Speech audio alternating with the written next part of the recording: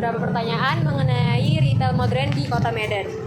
Pertanyaan pertama, jika gerakan anti plastik ini adalah seorang pemimpin di Medan, seperti apa gaya bicaranya? Apakah dia seorang yang galak atau seorang yang humoris?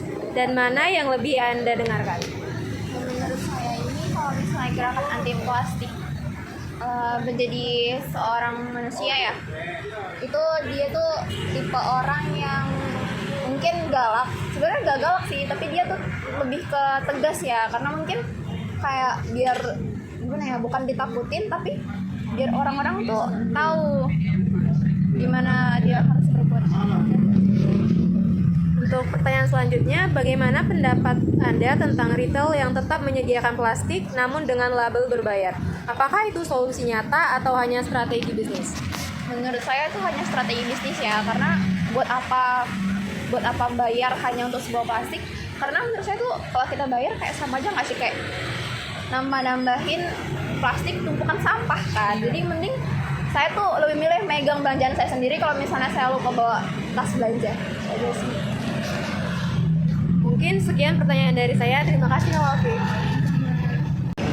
Nah, baik, di sini saya Naila Triaudina akan menanyakan beberapa pertanyaan mengenai tentang retail modern di Medan. Di sini ada sebagai orang yang saya wawancarai, Sylvie Andini. Nah, jadi menurut Sylvie, jika gerakan anti plastik ini adalah seorang pemimpin di Medan, seperti apa gaya bicaranya? Apakah dia seorang yang galak atau seorang yang humoris? Mana yang lebih Sylvie dengarkan? Baik, menurut saya kalau misalnya anti gerakan ini seorang pemimpin, dia harus memiliki watak yang tegas, peduli, dan pasti disiplin ya. Nah, kemudian kalau misalnya dia seorang pemimpin, jujur saya akan lebih memilih sifat yang humoris karena tidak penuh dengan rasa tekanan. Kemudian coba ceritakan perasaan Sylvie di depan kasir saat Sylvie lupa membawa tas belanja. Apa yang sebenarnya Sylvie takutkan? Kerusakan bumi atau pandangan sinis dari orang lain? Kalau misalnya lagi di depan kasir nih terus lupa tas belanjaan, jujur pasti yang pertama kali tuh timbul rasa panik, yang antara kalau takut kerusakan bumi ataupun pandangan sinis dari pelanggan lain itu pasti dua-duanya takut dirasakan, tapi saya lebih dominan takut akan kerusakan bumi. Kemudian apa yang Sylvie lakukan dengan tumpukan plastik belanjaan yang sudah menumpuk di rumah? Mengapa plastik-plastik itu berakhir menjadi kabinet fast waste? Yang saya lakukan untuk tumpukan sampah plastik di rumah itu jarang saya lakukan karena karena jarang ada sampah plastik yang di rumah, karena saya juga jarang menggunakan plastik. Bagaimana pendapat Sylvie tentang retail yang tetap menyediakan plastik namun dengan label berbayar? Apakah itu solusi nyata atau hanya strategi bisnis? Maaf, boleh diulang? Bagaimana pendapat Sylvie tentang retail yang tetap menyediakan plastik namun dengan label berbayar? Apakah itu solusi nyata atau hanya strategi bisnis? Menurut saya itu sudah salah satu menjadi solusi nyata, karena pasti masyarakat akan berpikir dua kali untuk menggunakan sampah plastik, karena dia pasti kayak, ngapain aku bayar lebih hanya untuk dapat plastik, lebih baik untuk bawa tas belanjaan dari rumah. Ya, berarti Sylvie termasuk orang yang kalau belanja itu menggunakan tas belanja ya, untuk mengurangi pengurangan plastik gitu ya. Terima kasih Sylvie untuk jawabannya. Jadi, saya di sini Helmiati Barumunte sebagai pewawancara, dan di sebelah saya ada narasumber Kak Jia.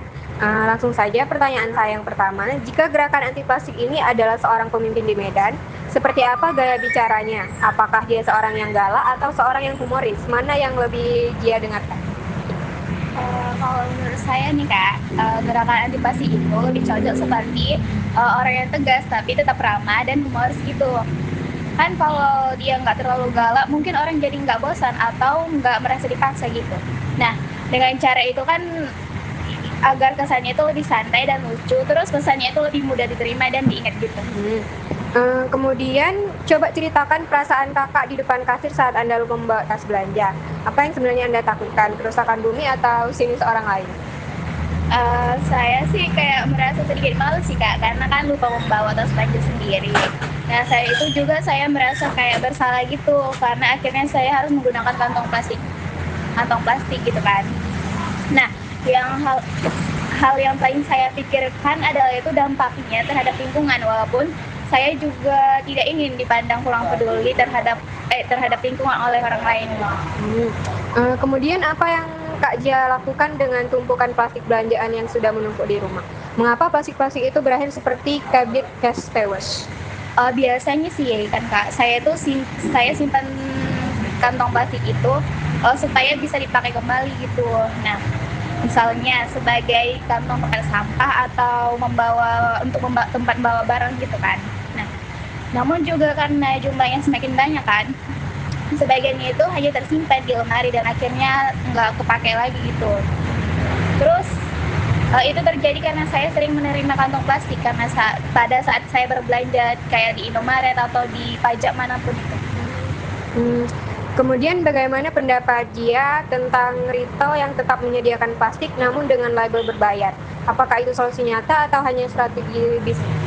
Kalau menurut saya nih Kak, kebijakan kantong plastik itu berbayar cukup membantu mengurangi sampah plastik kan, karena akan membuat konsumen untuk lebih berpikir dua kali sebelum menerima kantong plastik itu. Nah, namun kebijakan ini akan lebih efektif juga jika disertai dengan edukasi masyarakat dan penyediaan yang alternatif lebih ramah lingkungan juga, sehingga tidak hanya menjadi strategi bisnis semata aja gitu.